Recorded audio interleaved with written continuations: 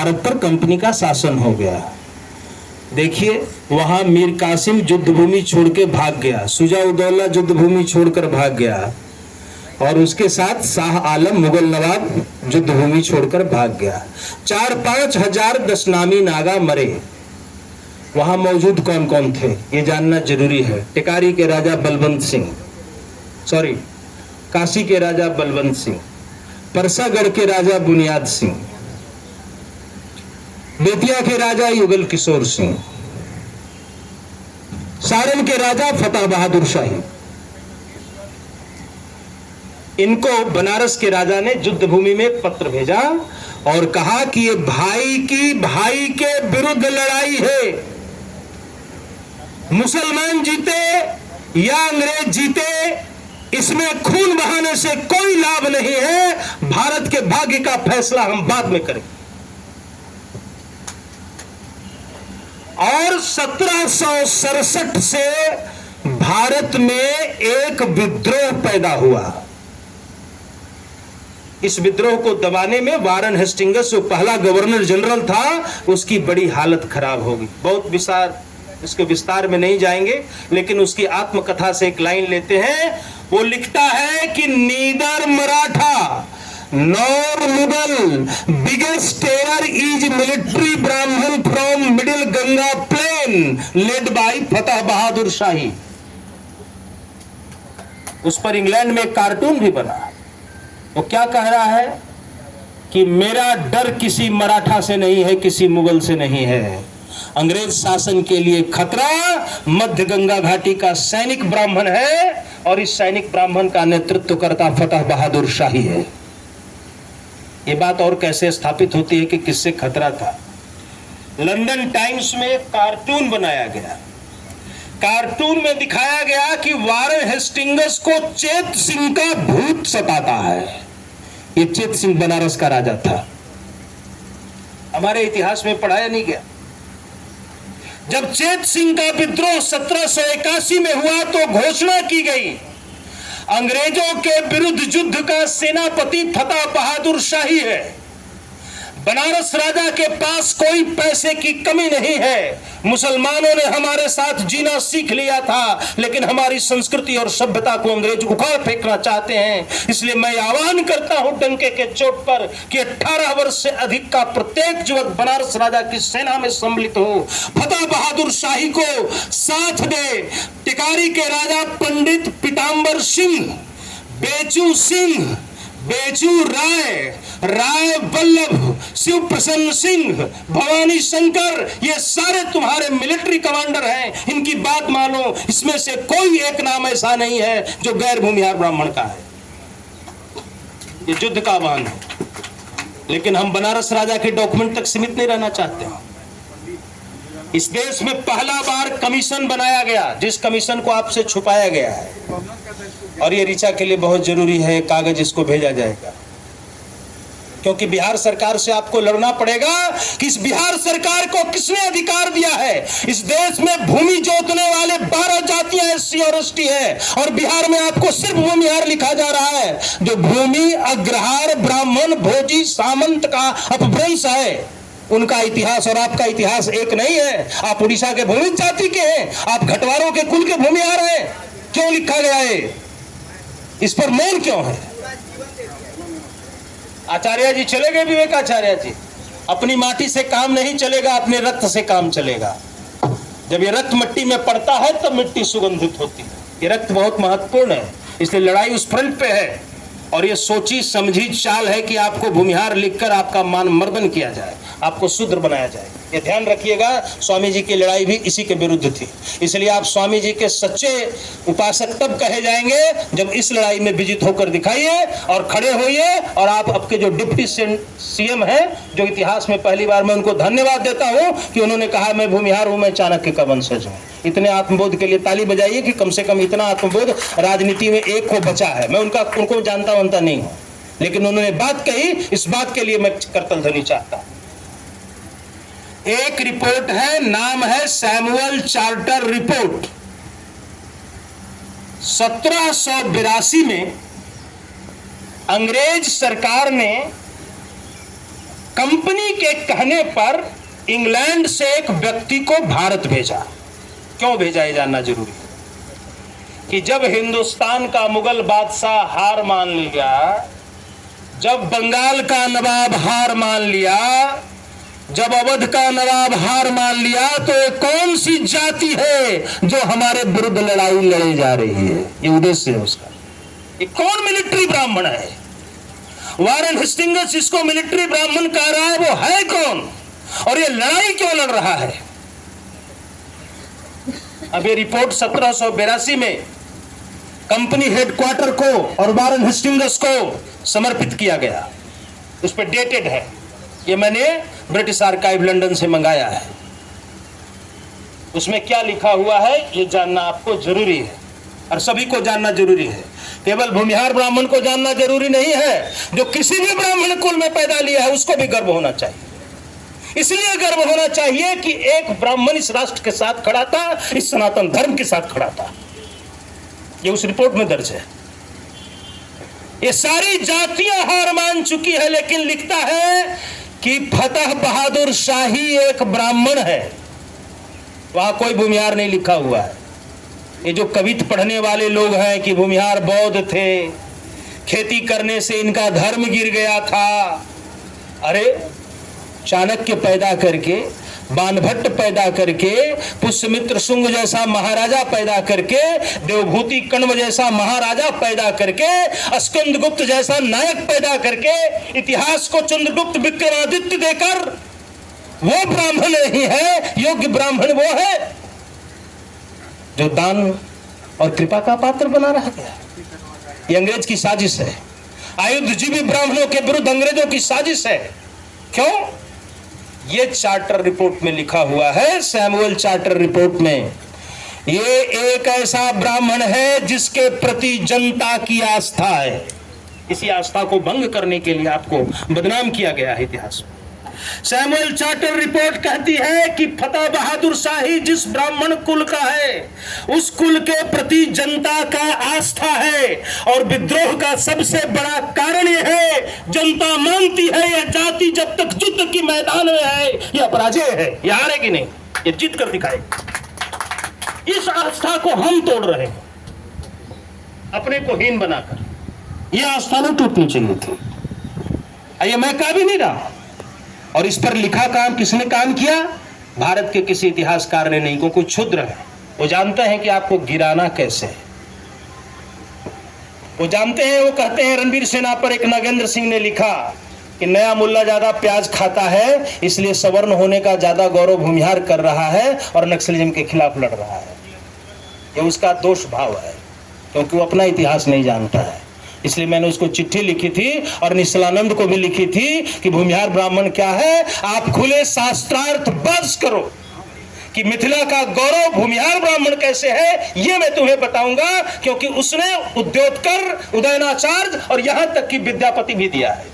ये छीने जाने का विषय है। लेखनावली में विद्यापति जी ने लिखा है, तब कोई भेद नहीं था, लेकिन विद्यापति जी ने लिखा है, आज मेरे हाथ में तलवार है, मैं भूपाल ब्राह्मण हूं, मैं लखीमा के साथ हूं, मैं उस लखीमा पे गर्व करता हूं, उस द्रोणवार कुल पे गर्व करता हूं जो द्रोणपुरादित्य के नाम से जाना जाता है। और भगवा ध्वज किसी के हाथ में है तो द्रोणपुरादित्य के हाथ में। हम भूल गए कि विद्यापति कौन। हमने अवसर दिया है लोगों को अपना इतिहास लूटने का। ले जाओ हमसे चाणक्य, ले जाओ बाणभट्ट, ले जाओ पुष्यमित्र शुंग, हम चुप रहेंगे। हम केवल सहजानंद सरस्वती को याद करेंगे। इसलिए क्योंकि दिल्ली में 3000 दुकान स्वामी जी के नाम पे खुली हुई है, 4-5 दुकानें दिनकर जी के नाम पर हैं, 8-10 दुकानें श्री कृष्ण सिंह जी के नाम पर भी हैं। स्वामी जी के नाम पर 3000 दुकान है जो चंदा वसूली करते हैं और स्वामी जी को जानते नहीं, पढ़ते नहीं, इनके साहित्य का अवगाहन नहीं करते, इस पर विचार गोष्ठियां आयोजन नहीं करते, केवल दुकान चलाते। इस रिपोर्ट में उन योद्धाओं का नाम दिया गया है। ऐसा नहीं है कि उसमें हमारे राजपूत बंधु नहीं हैं, उसमें कुर्मी बंधु हमारे नहीं हैं, उसमें अन्य जाति के लोग नहीं हैं, वो है, लेकिन ये प्रतिशतता 90 बनाम 10 का है। सैमुअल चार्टर रिपोर्ट में जो ओझा लिखा है, मिश्रा लिखा है, तिवारी लिखा है, शाही लिखा है, सिंह लिखा है, उनके गांव की सिवान में जाकर हमने पुष्टि की, आज उस गांव में भूमिहार ब्राह्मण ही बसते हैं। इसलिए उसमें जितने ब्राह्मण का नाम एक सीरीज में दिया हुआ है वो भूमिहार ब्राह्मणों का नाम है। अब इंग्लैंड में एक मुकदमा चला, ये भी जानना जरूरी। ये समस्या कहां से पैदा हुई? मुकदमा दायर किया, वकीलों को जरूर मुकदमा पता होता है, लेकिन आंतरिक बात नहीं पता है। मुकदमे में एडमंड बर्क वारन हेस्टिंग्स पर मुकदमा दायर किया। मुकदमे के दिन सैकड़ों महिलाएं इस मुकदमा को सुनने आई। ध्यान दीजिएगा, महिलाएं आई और छातियां पीटी गई। एडमंड बर्क ने कहा कि अंग्रेज जाति के इतिहास में वारन हेस्टिंग्स से गलत आदमी कोई नहीं हुआ। आज इंग्लैंड की सभ्यता पर थूका जा रहा है, इसने महिलाओं के स्तन काटे हैं और भारत के एक सर्व संपूजित ब्राह्मण जाति का इसने अपमान किया है, उसको फांसी दिया है। अब यहीं से विवाद शुरू होता है। वारन हेस्टिंग्स को सजा मिलनी तय थी, तो वारन हेस्टिंग्स के वकील ने कहा कि भैया ये भारत से पता करके लाओ कि किसका किसका है, नाम इसमें आता है और किसका किसका नाम एडमंड बर्क देता है। तो एडमंड बर्क ने 3 नाम दिए। ये 3 ब्राह्मण थे जिनका अपमान किया गया, जिसके कारण भारत में विद्रोह भड़का। नाम 1, फांसी दिया नंद कुमार राय। कौन थे आप जानिए? काश्यप गोत्रीय भूमिहार ब्राह्मण, बंगाल के राजा वीरभद्रपुर के थे। भारत के इतिहास की पहली फांसी अंग्रेजी सत्ता में एक भूमिहार ब्राह्मण को पड़ी। अपने बच्चों को जरूर बताइएगा। कहा फिर दूसरा कौन सा ब्राह्मण अपमानित हो गया? कहा कि एक दूसरा ब्राह्मण है फतेह बहादुर शाही, जो 5000 सन्यासियों के दल को संगठित करके बिहार से नेपाल, नेपाल से अवध, अवध से बंगाल तक हमला बोल रहा है। और तुम्हारे कैप्टन हैने, captain Lucas, captain McDonald, captain Bulwer, captain Pope हम उसको जवाब नहीं दे पा रहे हैं। अनवरत 20 साल से युद्ध कर रहा है सन्यासी के भेष में। और कंपनी यह बताए कि वारन हेस्टिंग्स की सेना पैसे दिए जाने पर लोग नहीं ज्वाइन कर रहे हैं, और बिना पैसे के हिंदुस्तानी लोग फतेह बहादुर सेना की, शाही की सेना में क्यों जा रहे हैं? यह प्रश्न है एडमंड बर्क का। एक जाति के गौरव और ताकत का प्रश्न है। और किसी को खंडन करना हो, वीडियो भेजते रहिए आप, खंडन करके मुझे दिखाए। वो निश्चलानंद जी हो, कोई और पीठाधीश्वर हो, जिसको राजनीतिक बयान देना हो वो दे, बहस करना हो तो मुझसे बहस करे और प्रमाण के साथ बहस करे। तीसरा ब्राह्मण किसको परेशान किया? तो वो कहता है चेत सिंह को इसने दबाने का प्रयत्न किया, इसलिए सारे ब्राह्मण विद्रोह पर आए। सन्यासी विद्रोह भी इसी कारण से भड़का क्योंकि काशी का राजा ब्राह्मणों के कुल का सबसे महान राजा माना जाता है। 10 नामी नागा उसके पक्ष में हैं और इसीलिए इस विद्रोह का तेवर इतना बड़ा है। कंपनी शासन की तबाही के लिए वारन हेस्टिंग्स जिम्मेदार है। वारन हेस्टिंग्स मुसीबत में पड़ गया। उसका एक दोस्त था जिसका नाम था जोनाथन डंकन। इतिहास में भूमिहारों का सबसे बड़ा गुनाहगार ये जोनाथन डंकन है। ये बनारस आया और बनारस के पंडितों को बुलवाया और कहना शुरू किया, जगत सिंह ब्राह्मण, चितईपुर का राजा ब्राह्मण भूमिहार, काशी का राजा भूमिहार, पिंडरा का राजा भूमिहार, कोटवा नारायणपुर का राजा भूमिहार, शेरपुर का राजा भूमिहार, वीरपुर का राजा भूमिहार। 36,000 भूमिहार इस देश में अपने को राजा कहता है, जो इलाहाबाद से लेके महिषादल पश्चिम बंगाल तक फैला है। बुलबुल चंडी का राजा भूमिहार, धौसाबाद का राजा भूमिहार, नटोर का राजा भूमिहार, लालगोला का राजा भूमिहार, काकिना का राजा भूमिहार, सब भूमिहार है। तुम इस भूमिहार की जय कर रहे हो, बेवकूफों। तुम लिखो ब्राह्मण का काम दान लेना है। तुम लिखो कि ब्राह्मण राजन्यक नहीं हो सकता है, ब्राह्मण का काम राजत्व का काम नहीं है, ब्राह्मण सामंत नहीं होता है, ब्राह्मण राजा नहीं होता है, ब्राह्मण सेनापति नहीं होता है। अच्छा, हमने तो इस देश के ब्राह्मणत्व की परिभाषा बदली है। ये पुष्यमित्र शुंग कहते हैं, राम जी ने अश्वमेध यज्ञ किया, ये किसी ने नहीं देखा, किसी अभिलेख में नहीं है, लेकिन अश्वमेध की प्रतिष्ठा इस मगध के पुष्यमित्र शुंगनिया ब्राह्मण ने किया, जिसके लिए पतंजलि को लिखना पड़ा, ये पुष्यमित्रम याजयामा, पुष्यमित्र शुंग द्विर अश्वमेध याजी, मैंने 2 बार अश्वमेध यज्ञ किया है। और ये गौरव बड़ा पुराना है। सैनिक ब्राह्मण का गौरव 1857 का नहीं है। पुष्यमित्र शुंग कहता है, सेनानी काश्यपो द्विज, मैं सेनानी ब्राह्मण हूं। द्विज कह रहा है, मैं सेनानी द्विज हूं और मैं काश्यप गोत्र का हूं। उसके पास मगध का गौरव है। मगध के इतिहास में पुष्यमित्र महासेनापति हुए, समुद्रगुप्त के हरिसेन सेनापति हुए, वीरसेन सेनापति हुए, जिन्होंने शकों को विराजित किया। हरिसेन ने पूरे भारतवर्ष को एकीकृत किया। वो मगध के कौत्स गोत्री ब्राह्मण थे। हुनों से संघर्ष करने वाला मगध का सेनापति पृथ्वीसेन और मातृ विष्णु इस मगध का ब्राह्मण था। मगध का बाभन कौन है? अशोक के अभिलेख में जिस मगध के बाभन की चर्चा है, वो मैथिल नहीं है, वो कानिकुब्ज नहीं है, वो सरयू पारिन नहीं है, वो सखदूपी नहीं है, वो भूमिहार ब्राह्मण है। इस मगध के गौरवशाली इतिहास, राजसत्ता और मगध जो सैनिक सत्ता के रूप में बदला, वही आध्यात्मिक सत्ता के रूप में भारतवर्ष कहलाया। ये स्वरूप जिस ब्राह्मण का गढ़ा हुआ है, वह ब्राह्मण भूमिहार ब्राह्मण है। यदि वो भूल गया और अपने बच्चों को बताने में सफल रहा कि मैं वो ब्राह्मण हूं जो इतिहास का निर्माता हूं, इस देश की निर्मातृ शक्ति हूं, ये कहां कहां गया, ये भी तो रोचक है। पश्चिमी कोने में गया तो पदुकोण हो गया, जिसमें दीपिका पदुकोण को तो सभी जानते हैं। दीपिका पदुकोण की बहन हमारी मित्र थी।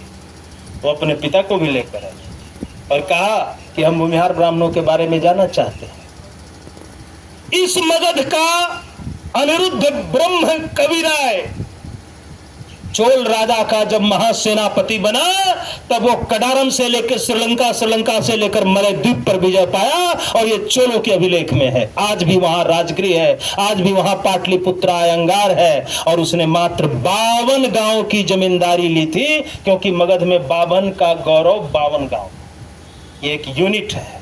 वो हर बार कहता है 52 अंगना का घर, 52 बीघा का तालाब, सब में 52 से साथ 52 जुड़ा हुआ है। और ये तमिलनाडु के भी इतिहास में जाकर बैठा है। वहां का सबसे मजबूत अयंगार पाटलिपुत्र अयंगार है। लोग कहते हैं ये बौद्धों से आए। बौद्ध और ब्राह्मण बहुत अलग नहीं थे। तो मिथिला में भी बौद्ध धर्म था, तो वहां के बौद्ध वाले भी भूमिहार हो गए। मिथिला में तो इतना आवर्जन हुआ है, सौराठ सभा लगती है, गुजरात के ब्राह्मण है, कर्नाटक के ब्राह्मण है, कर्नाट ब्राह्मण है, वहां जो श्रोत्रिय आए वो खंडवा से आए, खंडेलवाल ब्राह्मण है। मूल मैथिल कौन है? ये भी तो प्रश्न है। हमारे मूल पर प्रश्न है, इसके प्रत्युत्तर में नहीं बोल रहा। मैथिल ब्राह्मण समाज एक विराट समाज है, विद्वानों का समाज है, लेकिन भूमिहार ब्राह्मण का उससे पार्थक्य नहीं है। ये तारनीश झा लिखते हैं, ये चित्रधर मिश्र लिखते हैं, और सबसे बड़े इस देश के एंथ्रोपोलॉजिस्ट हुए जिनका नाम वैद्यनाथ सरस्वती है, उन्होंने स्टडी ऑफ ब्राह्मणिक ट्रेडिशन में लिखा कि भूमिहार ब्राह्मण मिथिला का सबसे धनाढ्य, बलशाली और ब्राह्मण परंपराओं को, सांस्कृतिक परंपराओं को पालन करने वाला ब्राह्मण है।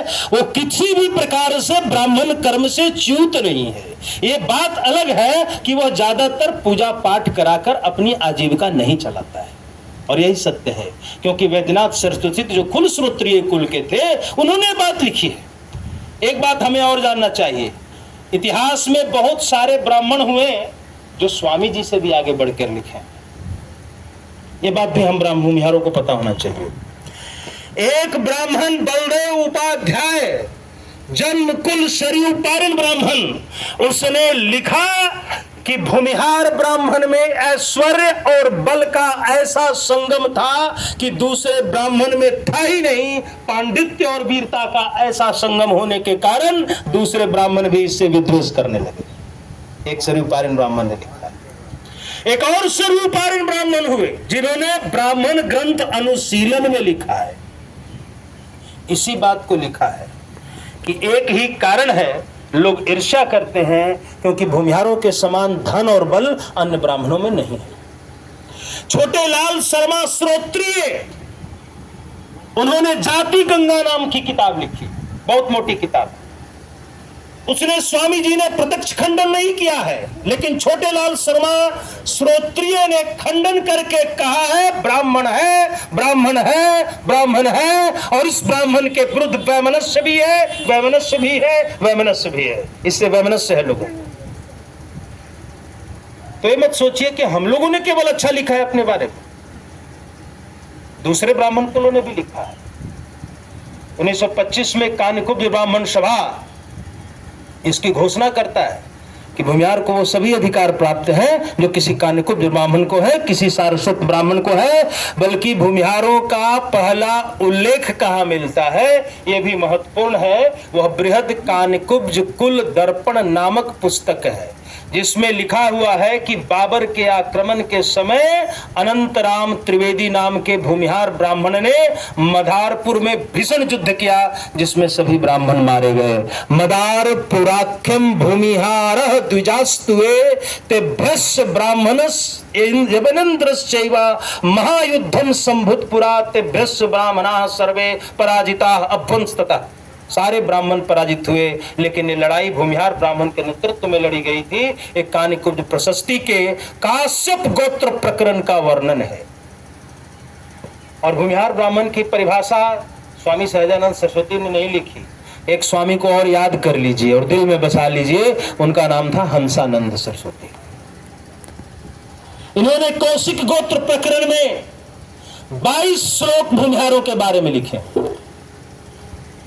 इस 22 श्लोक में एक श्लोक है, भूमिहारा प्रजायन्ते परशुरामस्य प्रभावतः एतस्माद् शाश्वतो धर्म ब्रह्मवृत्ति प्रतिष्ठापका। जब जब ब्रह्मवृत्ति की हानि हुई है, जब जब ब्राह्मण का धर्म बिकने को आ गया है, विचलित होने को आ गया है, विद्रुपित हुआ है, तब तक परशुराम के प्रभाव वाले भूमिहार ब्राह्मणों ने इस ब्राह्मण धर्म की रक्षा की है। यह स्वामी हंसानंद सरस्वती की पंक्तियां हैं। इस दीवार पे ये भी लिखा जाना चाहिए। मैं चाहता हूं डॉक्टर साहब कि यहाँ एक संग्रहालय बने और भूमिहार ब्राह्मणों के जितने संस्कृत, बच्चू नारायण शर्मा द्विवेदी गोरखपुर के एक महान ओजस्वी पंडित थे। क्या आप जानते हैं कि उन्होंने कौन सी किताब लिखी भूमिहारों पर? गोत्राभरण काव्यम। और उसके नायक 3 राजा है, वो तीनों राजा भूमिहार ब्राह्मण हैं, जिनको ब्राह्मण वंश का नायक बताया गया। लेकिन हम गोत्राभरण काव्यम की बात नहीं करते, हम अपने पे रिसर्च नहीं करते। आपके विरुद्ध कहां कहां कैसे कैसे षड्यंत्र पैदा है, बिहार एडमिनिस्ट्रेशन में केवल नहीं है, मत सोचिए। आप पर षड्यंत्र बड़ा विदेशी भी है। मैं थोड़ा सा और समय लूंगा मूल बात कह के। जब बिहार में नक्सल बनाम रणवीर सेना की लड़ाई चल रही थी, तो चाइना में उनके सोशल साइंटिस्ट इस लड़ाई को ज्यादा करीब से देख रहे थे, भौगोलिक दृष्टि से नहीं, विश्लेषण के दृष्टिकोण से। याद रखिएगा कि आपके लिए सिंपैथी रखने वाला, सहानुभूति रखने वाला इस देश में कोई नहीं था। वो सिंपैथी पैदा हुई थी एक लेख से, Ranveer Sena supremo is a mix of Subhash and Gandhi. Doctor Amarnath ji को पता है, तब मैं 20 साल का बच्चा था। अरे लेख मैंने अपनी कलम से लिखा था। मैं नहीं जानता था कि ब्रह्मर्षि मिश्रा जी कौन है, लेकिन इसका ढांचा मैंने बनाया था और ये लेख टाइम्स ऑफ इंडिया में छपी थी। वहाँ एक विनोद मिश्रा जी रहते थे, विनोद मिश्रा जी एग्री कर गए, वो हमारे मैथिल ब्राह्मण थे। उन्होंने कहा आनंद जी अवश्य छपेगा।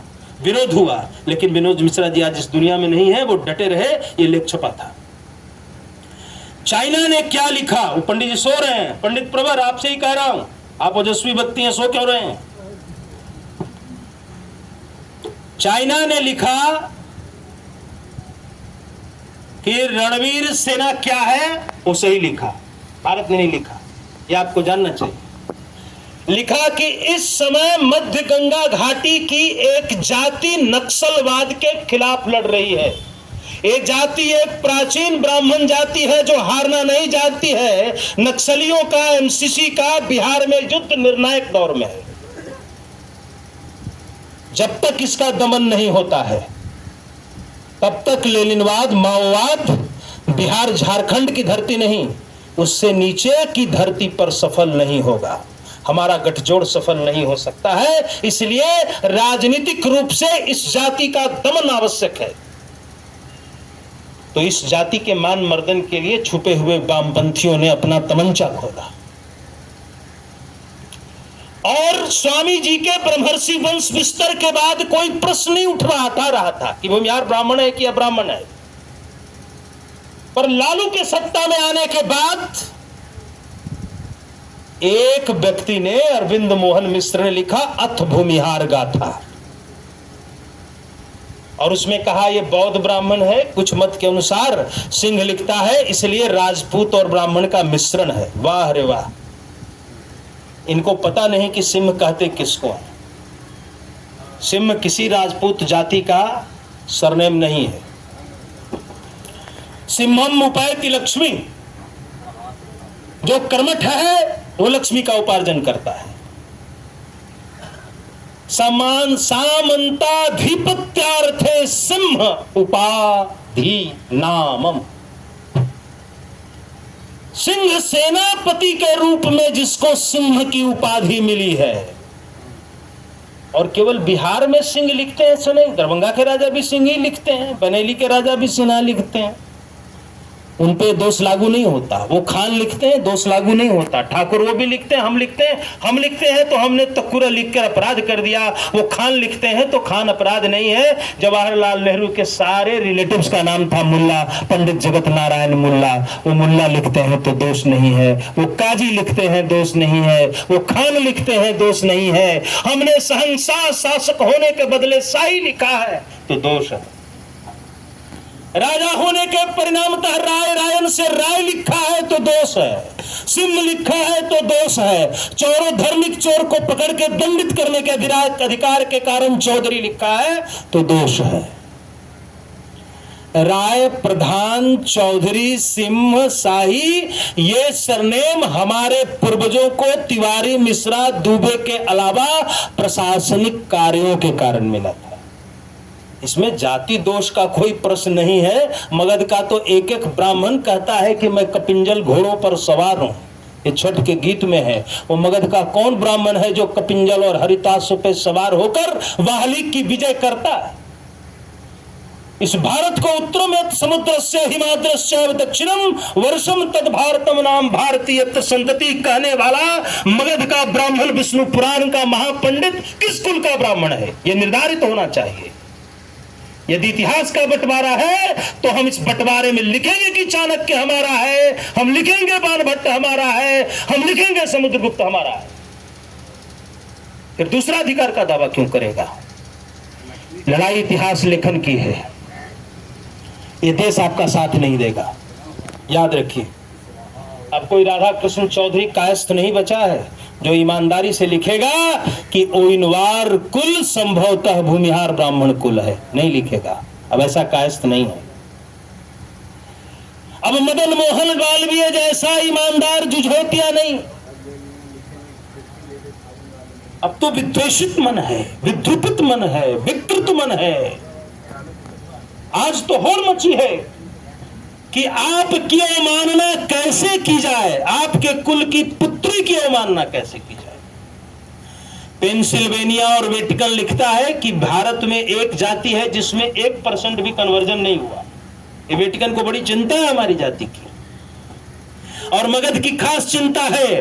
जहां हमारे जीतन राम मांझी के कुल के भाइयों को कन्वर्ट करने की सबसे बड़ी साजिश है, और उसको वेटिकन मान रहा है, पेंसिल्वेनिया मान रहा है कि जब तक बाभन नाम से अब भूमिहार कहे जाने वाली वहां जाति है, इन छोटी जातियों का कन्वर्जन नहीं होने देगी। क्योंकि आज भी इनके मन में घुसा ये मालिक है, ये गौवा है। इनसे पूछने जाएगा और ये उसको वापस लेकर आएगा। है कौन बोलता है तू सनातनी है, कोई इशू नहीं चलेगा। आप बाधा हैं वेटिकन के मिशन में, आप बाधा हैं चाइना के मिशन में। क्यों बताना जरूरी है? इस देश को जो एकेडमिक फंडिंग होती है वो मोदी जी नहीं करते हैं, बहुत बड़ी, वो किसानों की केवल बात नहीं है। इस देश को एकेडमिक फंडिंग अमेरिका से होती है, इस देश को एकेडमिक फंडिंग चाइना से होती है। दुनिया में pro Christian, pro American funding की सबसे बड़ी एजेंसी पेंसिल्वेनिया से चलती है और वो आपके विरुद्ध है, आपके विरुद्ध वितंडा रचने को तैयार है। रोज आपके विरुद्ध लिखे जा रहे हैं। आप बिहार में सोइए, आप मान लीजिए कि मेरा तो 2 फ्लैट है, आप मान लीजिए कि हमने गांव की जमीन सुरक्षित रखी है, लेकिन आपकी संततियां जिस दर्द में मरेंगी उसकी चिंता कीजिए, क्योंकि जाति के अपमान से बड़ा अपमान कोई नहीं है। ये तुलसी बाबा भी लिख गए और उस तुलसी बाबा को किसी और ब्राह्मण पे गर्व भी नहीं था। उसने राम के बाद एक ब्राह्मण का गुणगान किया, वह ब्राह्मण भूमिहार ब्राह्मण है। राम के बाद, इस पर ताली बजाइए तुलसी के लिए, मेरे लिए नहीं। उस तुलसी ने लिखा, राम गांव टोडर गए तुलसी भय सोच। तुलसी के पास आज चिंतन नहीं है। ये वही तुलसी के संरक्षक थे। जब हमारे बृहत्तर ब्राह्मण समाज ने तुलसी के रघुनाथ गाथा को उठाकर गंगा जी में डाल दिया, तुलसी छाती पीट के विलाप करने लगे। तुलसी का विलाप जब भदैनी भद्रवेनी के 4 गांव के राजा के पास पहुंची तो पंडित टोडरमल स्वयं गए और बैठे हुए तुलसी को गला लगाया और कहा कि तुलसी जी, आपको अपनी स्मृति का बोध नहीं, आपके तो हनुमान सहायक है, रघुनाथ गाथा नहीं कुछ और लिखिए, हनुमान जी सहायक होंगे और मैं आपको संरक्षण करता हूं। तुलसी को जिसने संरक्षण दिया, जब तुलसी का रामचरितमानस लिखा गया तो चांदी की चौकी पर सोने के पत्थर में सजाकर उस रामचरितमानस को जो गिरधारी माथे पर लेकर बनारस में चला, वो उसी टोडरमल का बेटा गिरधारी था। याद रखिए, इसीलिए तुलसी की परंपरा को काशी राजा ने संरक्षित किया है। तो तुम्हें श्री पीठ पर कोई राम नरेशाचार्य जगत गुरु बैठे हैं तो पीड़ा है, तो पीड़ा रहे। पहले ये जानो कि तुलसी ने किसका गायन किया है। तुलसी ने लिखा है, 4 गांव के ठाकुरों मन को बड़ो मही। ये किसके लिए लिखा है? राम के बाद तुलसी ने किसी एक के लिए छंद लिखे हैं, कविता लिखे हैं, देवताओं से अलग हटकर मनुष्य जाति के इतिहास पर 4 पंक्तियां यदि तुलसी ने अर्पित की है तो उसने भूमिहार ब्राह्मण जाति पर अर्पित की है। ये याद रखो। ये इसलिए क्योंकि ये वही टोडर थे जो भग्न मंदिर को टूटे हुए देखकर अपने बेटे गिरधारी को कहते हैं, इस मंदिर का गिरधारी निर्माण किया जाएगा। तब काशी में एक संगोष्ठी बनती। इन मंदिरों के इतिहास के साथ अपने जाति का इतिहास जानना बहुत जरूरी है। आपके पूर्वज थे, बाबरी मस्जिद नहीं तोड़ा, लेकिन यदि 100 मठ अयोध्या में बने तो 80 मठ अकेले भूमिहार ब्राह्मण जमींदारों ने बनवाया। वृंदावन को एक चैतन्य ने संभाला और सजाया, दूसरा टिकारी के रानी रामेश्वरी कुंवर ने संभाला। ऋषिकेश में मंदिर रामेश्वरी कुंवर इंद्रजीत कुंवर के हैं। देश में अहिल्याबाई माता का नाम है, इस नाम के साथ रामेश्वरी कुंवर का नाम भी आना चाहिए, भुवनेश्वरी कुंवर का भी नाम आना चाहिए। ये गौरव है दोस्तों कि हम राणा प्रताप की असंख्य मूर्तियां लगाएंगे, लेकिन गया में कोई मस्जिद नहीं बन पाई। ये गया के पंडे ये आपको सच्ची बात नहीं बताए, लेकिन मैं पंडों के मोहल्लों में पल के पड़ा हूं। तो आपको एक बात बताते हैं, काशी में मंदिर टूटा, मस्जिद बनी, कई बार घटना घटी या नहीं घटी। मथुरा में मंदिर टूटा, मंदिर टूटा, मस्जिद बनी या नहीं बनी, बनी। अयोध्या में मंदिर टूटा, टूटा, मस्जिद बनी या नहीं बनी, बनी। गया में मंदिर पर आघात हुआ लेकिन मस्जिद नहीं बनी। यदि ये किसी एक जाति का दाय है तो भूमिहार ब्राह्मण जाति है, जिसने दाऊद खां और कामदार खां और नामदार खां, फौजदार खां को चुनौती खुल कर दी और गया की धरती पर मस्जिद नहीं बनने दिया। यहाँ कोई दूसरा जाति का जमींदार नहीं था। यदि इतिहास के गुप्त समुद्रगुप्त गुप्ता जी थे तो पटना के चारों ओर गुप्ता जी के गांव होने चाहिए, गया के चारों ओर गुप्ता जी के गांव होने चाहिए थे, गंगा जी के टाल में गुप्ता जी के गांव और जमीनें होनी चाहिए थी, बाढ़ में गुप्ता जी के, मोकामा में गुप्ता जी के गांव होने चाहिए थे और जमीनें उनके पास होनी चाहिए थी। यह सैनिक अनुदान भूमि का इस भारत की रक्षा के लिए जिन सेनापतियों और सैन्य ब्राह्मणों को मिला, आप उनके वंशज। हर्षवर्धन को बाणभट्ट को बुलाना पड़ा, चित्रभानु के पुत्र को, बड़े घुमक्कड़ थे बाणभट्ट हमारे तरह। रंजीत भाई ने अपने नाम में बाणभट्ट जोड़ा है, हमें बाणभट्ट पे संग्रहालय बनानी पड़ेगी। मयूर भट्ट पे मरुआर भूमिहार हैं। आज गया के पंडे कहते हैं कि नहीं हमको ब्रह्मा जी ने बसाया। अरे ब्रह्मा जी नहीं बसाए, तुमको भूमिहार ब्राह्मणों ने बसाया, चाहे तुम जहां से आए। और आज भी उसमें पचभैया, मऊआर, कोलकट और गोलावर पंडे, ये 4 शाखाएं भूमिहार ब्राह्मणों की शाखाएं। प्रयागराज के पंडे जो है वो अपनी पुत्रियों का सगर्भ विवाह भूमिहार ब्राह्मण में करते थे।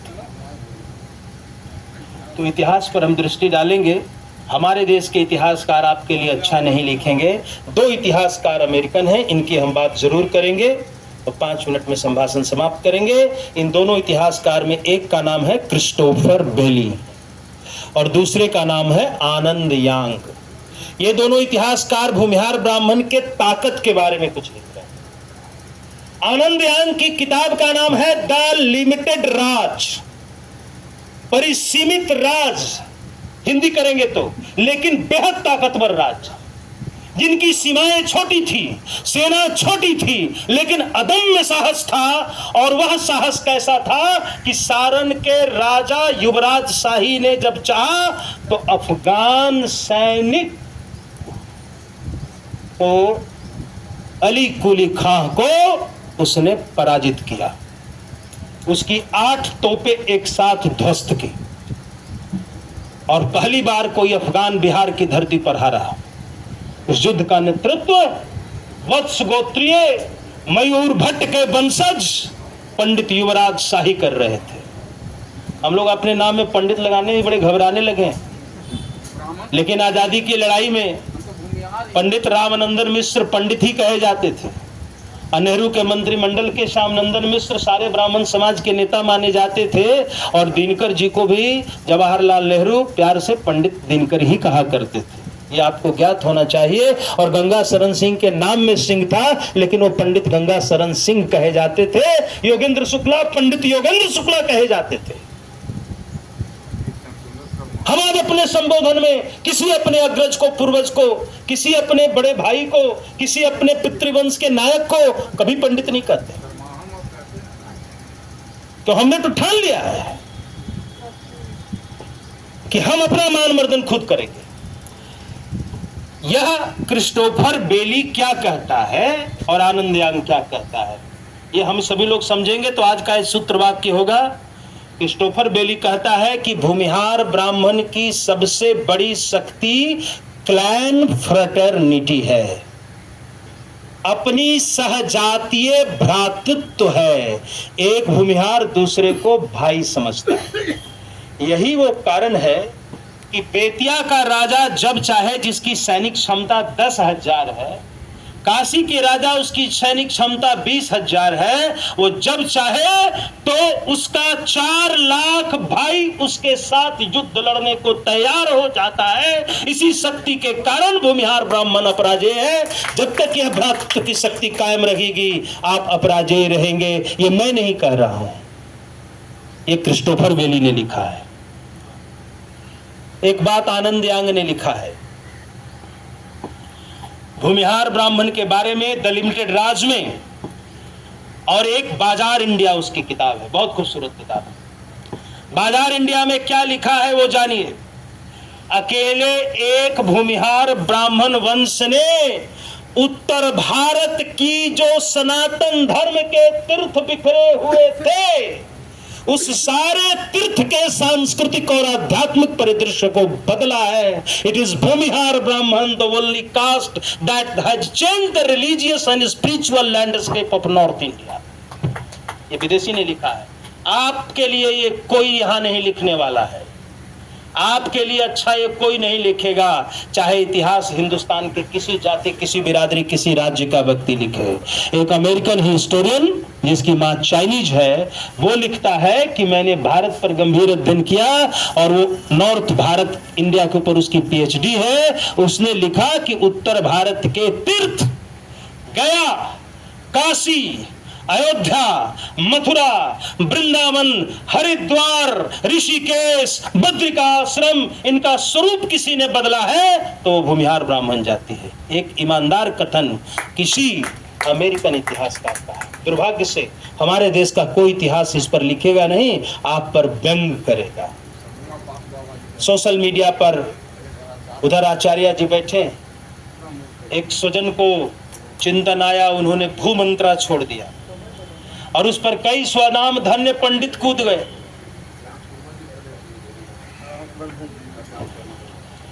नित्य निंदनीय और अपमानजनक बातें लिखने लगे। लिखने से आपका मान नहीं घटता, लेकिन एक बात आपको जाननी चाहिए, किसके हृदय में कितनी वितृष्णा भरी पड़ी है, विद्वेष भरा पड़ा है। वो आपके विरुद्ध ही खुलकर क्यों आया है? वो किसी राजपूत जाति को तो नहीं गाली दे रहा है, वो किसी ब्राह्मण जाति को नहीं गाली दे रहा है, वो किसी कास्ट जाति को नहीं गाली दे रहा है। वितृष्णा और विद्वेष आपके प्रति उसके मन में है, इसलिए उसका प्रत्युत्तर आपको चुनना होगा। अब बदली परिस्थिति में आप कहां हैं? इतिहास की बातें हुई और होती भी रहेंगी। आज हमारे पास दिनकर नहीं है, आज हमारे पास श्री कृष्ण सिंह नहीं है, आज हमारे पास विद्यानंद गिरी जैसा सन्यासी नहीं है, आज हमारे पास राम तवक्या शर्मा जैसा रामायण का ज्ञाता नहीं है। भूमि नहीं है, कोई दुख नहीं है, मुझे तो दुख नहीं है, लूट जाए जैसे लूट जाना हो, लेकिन मुझे दुख है कि आज कोई श्याम सुंदर शर्मा नहीं है, आज कोई विश्वक्सेनाचार्य नहीं है, आज कोई धन्यधराचार्य नहीं है, आज कोई वासुदेवानंद नहीं है, आज कोई प्राणकुशाचार्य नहीं है, आज कोई राजेंद्राचार्य सूरी नहीं। वेदना इस बात की है, समाज में अव्वल और संबल बने रहने के लिए जरूरी है कि आप वीर भी पैदा करें और संत भी पैदा करें, ज्ञानी भी पैदा करें। डॉक्टर पैदा करें तो श्रेष्ठतम हमारे सहजानंद सर जी जैसे हों, इंजीनियर पैदा करें तो राम नारायण शर्मा जैसा पैदा करें। एक समय हम कहां थे जब दिनकर गा रहे थे, कोई विपथगा, पायल की पहली झनक सृष्टि में कोलाहल मच जाता है, मेरे पढ़ते जिस ओर चरण भूगोल उधर दब जाता है। ये सहजानंद की क्रांति को गीत में रूपांतरित कोई दिनकर कर रहा था, तो देश दिनकर को सुन रहा था। आज विडंबना यह है कि इस समाज का कोई एक प्रभावशाली कवि और लेखक नहीं है। इस पर आत्ममंथन करना पड़ेगा, आपको ये आत्ममंथन करना पड़ेगा 3 बातों पर। इस देश का ब्राह्मणत्व कैसे चल रहा है इसको समझ लीजिए, वो आप चला रहे हैं अभी भी अपने पूर्वज के दम पर। स्वामी सहजानंद सरस्वती से पहले कर्मकांड पर कोई पुस्तक थी? नहीं थी। स्वामी जी ने कर्मकलाप लिखा, उसी कर्मकलाप पे आज हजारों पुस्तकें छपी हुई हैं, और जिनको कर्मकांड नहीं आता है वो भी वही किताब खोल के नित्य पूजा प्रकाश कह के उस पर कर्मकांड करा रहे हैं। कर्मकांड की पहली पुस्तक किसने दी है? भूमिहार ब्राह्मण ने दी है। रोटी किसी की चले, उससे हमें कोई भेद नहीं है। अब दूसरी बात भी जाने, तंत्र की सबसे बड़ी पुस्तक कौन सी है इस देश में? महाविद्या की। इस देश में महाविद्या की सबसे बड़ी पुस्तक का नाम है शाक्त प्रमोद। इसके लेखक, रचयिता, संकलन करता शिवहर के महाराजा भूमिहार ब्राह्मण थे। ये तंत्र सोसाइटी ऑफ इंडिया और Indira Gandhi national centre for the arts के सौजन्य से डीके प्रिंट्स वर्ल्ड ने छापा है। ये किताब आप सभी लोग खरीद लीजिए। उसमें भूमिहारों के बारे में मधु खन्ना ने 2 बातें लिखी हैं। भूमिहार एक अपराजेय जाति मानी जाती है। ये वैसा ब्राह्मण है जिसका समर्पण और राष्ट्र के लिए और धर्म के लिए अद्वितीय माना गया है। और उसने ये भी लिखा है कि दस्तावेजों से सिद्ध होता है कि क्यूली नदी के घाटी में पहली बार हुमायूं को पराजित भूमिहार सेनापति अग्रसेन ने किया था। शेरशाह पे एक किताब है तारीखे शेरशाही। इसका एक बड़ा रोचक प्रसंग है, आप लोगों को बहुत अच्छा लगेगा। शेरशाह शासक बन गए तो राजेंद्र भट्ट, कृष्णचंद्र भट्ट जो अपने पटना के थे, इन्होंने कहा कि भाई हमको दिल्ली में नहीं रखना है, हमें तो मगध प्यारा है, हम अपनी मगध भूमि में वापस जाएंगे। शेरशाह ने उनसे अनुनय विनय किया कि आप दिल्ली में रहिए, कितना परगना, कितना शासन चाहिए। उन्होंने कहा हम मगध के ब्राह्मण हैं, हमारे पास 52 गांव है, हमें उतना ही चाहिए। लेकिन एक चीज चाहिए, एक चीज चाहिए, हुमायूं को पराजित हमने किया, हुमायूं की तलवार हमारे पास होनी चाहिए। हुमायूं के पास कुरान था, उसकी कुरान हमारे पास होनी चाहिए। उसके बाह में पटका बंधा था, तमगा बंधा था, वो तमगा हमारे पास होना चाहिए, ताकि इतिहास से याद रख सके कि एक भूमिहार ब्राह्मण वंश ने मुगल को सबसे पहले भारत में पराजित किया। हमने लिखते न जानते न कहते। और वो वापस लौटे तो दिल्ली के मौलवियों ने घेरा और कहा कि मुगलों के शासन के बाद, बाबर के शासन के बाद जोर तलब बाभन लड़ने वाला बाभन सारे मस्जिदों पर कब्जा जमा लिया है। अच्छा, वो गाली दे रहा है, कह रहा है ये इतने खतरनाक हैं कि केवल मस्जिदों और मंदिरों पर कब्जा नहीं जमाया है, ये बदजात यदि पूर्वी भारत बिहार को छोड़कर यदि आगरा और दिल्ली में होते तो दिल्ली और आगरा में इस्लाम का नामो निशान मिटा दिया गया होता। इसके अनुवाद करने वाले एक अग्रवाल साहब ने इसका अनुवाद जो किया गया है वो उत्तर प्रदेश हिंदी ग्रंथ निदेशालय से किया गया है। और उन्होंने जोर तलब और जमींदार ब्राह्मण की हिंदी भूमिहार ब्राह्मण की है, क्योंकि इन्होंने कब्जे में लिया था। अब प्रश्न 2 है। एक प्रश्न जिस पे आपको ध्यान देना है, भूमि बेचे नहीं, रूरल भूमि पूरी तरह सुरक्षित रखें, क्योंकि भारत को यदि bread basket of the world बनना है, जिसके लिए विश्व की दृष्टि भारत की तरफ है, इसके कई गंभीर कारण हैं। मोदी कितना पैसा सरकारी बजट में देंगे वो सेकेंडरी है। पहली महत्वपूर्ण चीज है retain your rural property, don't sell it. यदि बेचना है तो अपने भाई को बेचो, किसी और को नहीं बेचो। ये शपथ लेकर जाओ कि जमीन बेचेंगे तो अपने को बेचेंगे, वरना नहीं बेचेंगे। तुम्हारे पूर्वज ये सूत्र समझा कर गए, भूमि से बड़ा कोई धन नहीं है, land is the absolute property. ये जर्मन कहावत है। जमीन है तो तुम अस्तित्व में हो, यदि भूमि नहीं हो तो तुम अस्तित्वहीन हो। और मैं ऐसे शहर में रहता हूं जहां अस्तित्वहीनों की कमी नहीं, और उनके बीच मैं कहता हूं कि मैं अस्तित्व वाला हूं। तो मेरा क्या बिगाड़ोगे? मैं गांव जाऊंगा, 5 बीघा सही उस पर ऑर्गेनिक खेती करूंगा, तब भी गाड़ी से चलूंगा।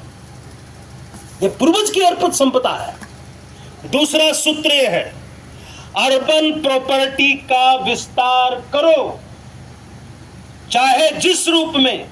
वो सड़क के किनारे बसता हुआ छोटा सा बाजार हो, या पटना हो, दिल्ली हो, मुंबई हो, अर्बन प्रॉपर्टी को विस्तारित करो। आगे बढ़ने का ये दूसरा सूत्र है। तीसरा सूत्र है do politics when it is needed, don't avoid being in politics. राजनीति से भागने की नहीं, राजनीति से लड़ने की कोशिश करो। राजनीति लड़ने की विधा है। जब सबल व्यक्तित्व होगा और सबल चरित्र होगा और सबल विचार होंगे तो बेवकूफ जनता क्या, अच्छी पढ़ी लिखी जनता भी आपके पीछे आएगी। राजनीति से आप चूके नहीं है।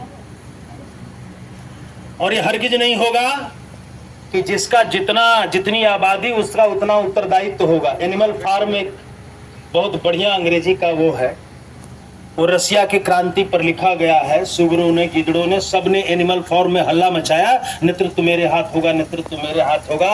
राष्ट्र चलाना और धर्म चलाना ये मनस्विता का प्रश्न है, ये तपस्या, त्याग और तितिक्षा का प्रश्न है। कोरी राजनीति करने वाले राष्ट्र नायक नहीं होंगे। राष्ट्र नायक बनने की क्षमता आप में है, आप राजनीति में आगे बढ़ो। एक बात और है, money is not God but money is not less than God. याद रखिए, पैसा भगवान नहीं है लेकिन भगवान से कम नहीं है। अपने बच्चे को सिखाइए कि धनार्जन कैसे होता है। मेरे पिताजी ने मुझे एक बात सिखाई थी दिल्ली जाते समय। कहा कि तुम जिस दिन 21 साल के होगे मैं तुमको पैसा देना बंद कर दूंगा। अब मेरे बाल मन ने 16 साल की आयु ने यह मान लिया कि 21 साल में पिताजी ने पैसा देना बंद कर देना है।